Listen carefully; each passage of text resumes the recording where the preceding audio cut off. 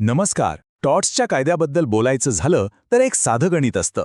ज्याने नुकसान केलं तो जबाबदार. पण आपल्याला माहितीये का, हे गणित नेहमीच खरं ठरत नाही. कधीकधी कायद्याकडेच एक खास प्लेबुक असतं जे बचावासाठी वापरलं जातं. चला तर मग आज आपण हेच कायदेशीर प्लेबुक उघडून पाहूया. चला, एक अगदी थेट आणि जरासा विचित्र वाटणारा प्रश्न घेऊया. असं कधी होऊ शकतं का की एखाद्या व्यक्तीने कोणाला तरी हानी पोचवली आहे, नुकसान केलंय, पण तरीही ती व्यक्ती कायद्याच्या कचाट्यातून सही सलामत सुटते? म्हणजे चूक करूनही शिक्षा नाही? आणि याचं उत्तर आश्चर्य वाटेल, पण हो, असं होऊ शकतं. काही खास परिस्थितीत हे अगदी शक्य आहे. कायद्यामध्येच अशा काही तरतुदी आहेत ज्यांना जनरल डिफेन्सेस म्हणजेच सामान्य बचाव म्हटलं जातं. आणि हेच ते नियम आहेत, ते प्लेबुक जे प्रतिवादीला म्हणजे चूक करणाऱ्याला जबाबदारीतून वाचू शकतं. तर मग या प्लेबुकमध्ये काय काय आहे, आपण 5 महत्त्वाचे भाग पाहणार आहोत. पहिला, टॉट डिफेन्स प्लेबुक म्हणजे नेमकं काय. मग पाहू संमती आणि वर्तनाचे बचाव. त्यानंतर मानवी नियंत्रणापलीकडच्या घटना. मग अधिकाराखाली केलेल्या कृती. आणि शेवटी जेव्हा हानी क्षम्य असते तेव्हा काय होतं. चला तर मग सुरुवात करूया आपल्या पहिल्या भागापासून, टॉट डिफेन्स प्लेबुक. आता हा शब्द ऐकून थोडं विचित्र वाटेल नाही का? हानीचं समर्थन म्हणजे एखादी चुकीची गोष्ट करूनही कायद्याच्या नजरेत ती बरोबर कशी काय ठरू शकते? तर याचं सोपं उत्तर असं आहे की काही परिस्थितीच अशी असते की जरी प्रतिवादीनं म्हणजे ज्याच्यावर आरोप आहे त्याने नुकसान केलेलं असलं तरी वादीला यश मिळत नाही, म्हणजे केस जिंकता येत नाही. प्रतिवादी काही खास कारणांचा आधार घेतो आणि हे बचावच त्याच्यासाठी एक कायदेशीर ढाल बनून उभे राहतात. आता आपण खेळाचा रोख थोडा बदलूया. आतापर्यंत आपण प्रतिवादीबद्दल बोलत होतो. आता अशा बचावांबद्दल बोलूया जिथे सगळा फोकस त्या व्यक्तीवर असतो जिला नुकसान पोचले. हो, म्हणजेच वादीवर. पाहूया त्याची स्वतःची संमती किंवा त्याचं वागणं बचावासाठी कसं कारण ठरू शकतं.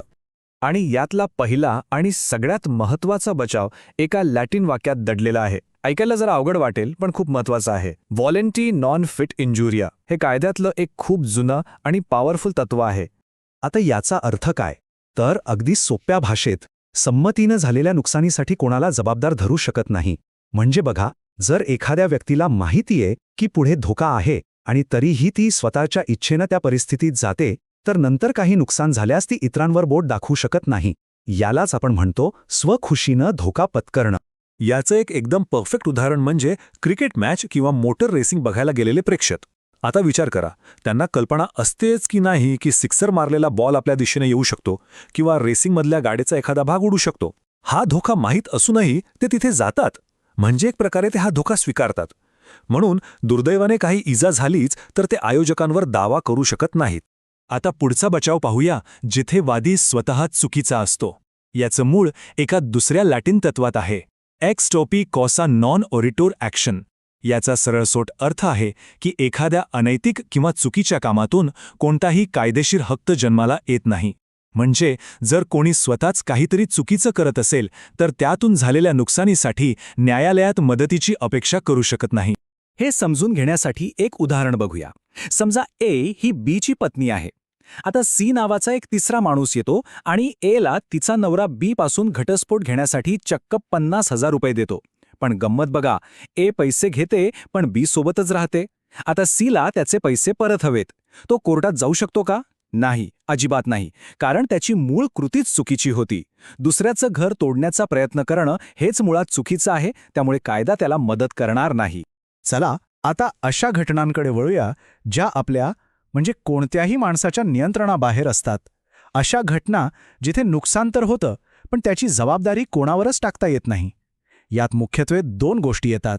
एक म्हणजे अपरिहार्य अपघात आणि दुसरी म्हणजे दैवी कृती. आता या दोन्ही गोष्टींमध्ये एक खूप महत्त्वाचा फरक आहे, तो समजून घेऊया. अपरिहार्य अपघात म्हणजे काय? तर अशी घटना जी सगळी काळजी घेऊन सगळी हुशारी वापरूनही टाळता आली नसती. पण दैवी कृती, ज्याला ॲक्ट ऑफ गॉड म्हणतात, ती पूर्णपणे वेगळी आहे.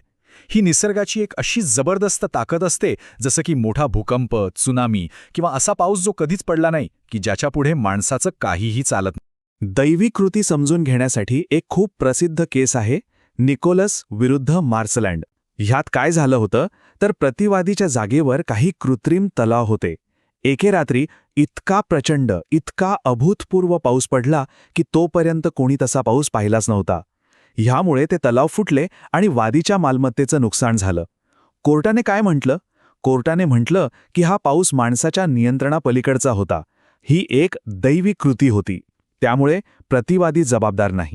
आता काही सिच्युएशन अशा असतात जिथे केलेली कृती हानिकारक असली तरी ती चुकीची मानली जात नाही.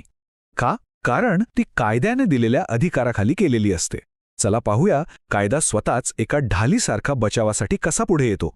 आणि या कायदेशीर ढालीचे बरेच प्रकार आहेत. जसं की स्वतःचा किंवा मालमत्तेचा बचाव करणे म्हणजे प्रायव्हेट डिफेन्स, किंवा एखादी मोठी आपत्ती टाळण्यासाठी काहीतरी करणं ज्याला नेसेसिटी किंवा आवश्यकता म्हणतात. इतकंच नाही तर वैधानिक अधिकार, न्यायाधीशांनी केलेली कामं आणि हो, अगदी पालक आणि शिक्षकांनाही त्यांच्या अधिकारात काही संरक्षण मिळतं. यातलं आवश्यकता हे तत्त्व खूप इंटरेस्टिंग आहे. याचा साधा नियम आहे, मोठं नुकसान टाळण्यासाठी जर छोटं नुकसान करावं लागलं तर ते क्षम्य आहे. विचार करा, एका ठिकाणी आग लागली आहे आणि ती पसरू नये म्हणून एखादं रिकामं घर पाडावं लागलं, किंवा जहाज बुडत असताना लोकांचे प्राण वाचवण्यासाठी त्यांचं सामान समुद्रात फेकावं लागलं. दोन्ही ठिकाणी नुकसान होतंय, पण एक मोठा अनर्थ टळतोय. तसंच संरक्षण न्यायाधीशांनाही मिळतं.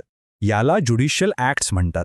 म्हणजे न्यायाधीश आपल्या अधिकार क्षेत्रात राहून चांगल्या भावनेने जो काही निर्णय देतात किंवा कृती करतात त्यासाठी त्यांच्यावर कोणी केस करू शकत नाही. आणि हे खूप महत्त्वाचं आहे, कारण यामुळेच न्यायाधीश कोणत्याही दबावाशिवाय स्वतंत्रपणे काम करू शकतात. आणि आता आपण आपल्या विश्लेषणाच्या शेवटच्या भागाकडे आलो आहोत. इथे आपण अशा बचावांबद्दल बोलूया जिथे झालेली हानी एकतर एखाद्या चुकीमुळे होते किंवा ती इतकी किरकोळ असते की कायदा म्हणतो ठीक आहे, जाऊ द्या. इथे दोन प्रकारच्या चुकांमधला फरक समजून घेणं खूप गरजेचं आहे.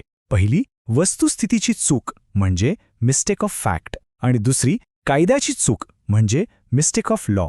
बघा, एखाद्या गोष्टीबद्दलची माहिती नसणं ही चूक कधीकधी माफ केली जाऊ शकते, पण अरे मला तर हा कायदाच माहीत नव्हता असं म्हणून कोणीही सुटू शकत नाही.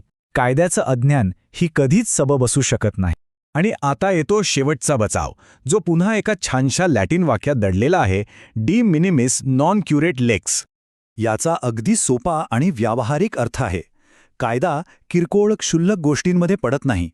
म्हणजे जर नुकसान इतकं छोटं असेल, इतकं क्षुल्लक असेल की सामान्य बुद्धीचा माणूस त्याबद्दल तक्रारीही करणार नाही, तर न्यायालय म्हणतं की आम्ही आमचा वेळ अशा गोष्टींवर घालवणार नाही.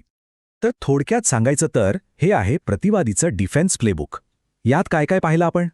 एक तर वादीची संमती होती किंवा तो स्वतः चुकीचा होता, किंवा घटना मानवी नियंत्रणाबाहेरची होती, नाहीतर केलेली कृती ही आवश्यकतेनुसार किंवा अधिकाराखाली होती, आणि शेवटी झालेली हानी एकतर चुकीमुळे होती किंवा ती इतकी किरकोळ होती की दुर्लक्ष करण्यासारखी होती. हे सगळे बचाव पाहिले की एक गोष्ट लक्षात येते, कायदा नेहमी वैयक्तिक हक्क आणि समाजाचं भलं यात एक संतुलन साधायचा प्रयत्न करतो. पण जाता जाता एक प्रश्न सोडून जातो. विचार करा, ह्या सगळ्या डिफेन्स प्लेबुकपैकी असा कोणता बचाव असेल जो कोर्टात सिद्ध करणं सगळ्यात कठीण, सगळ्यात आव्हानात्मक काम असेल? यावर नक्कीच विचार करा.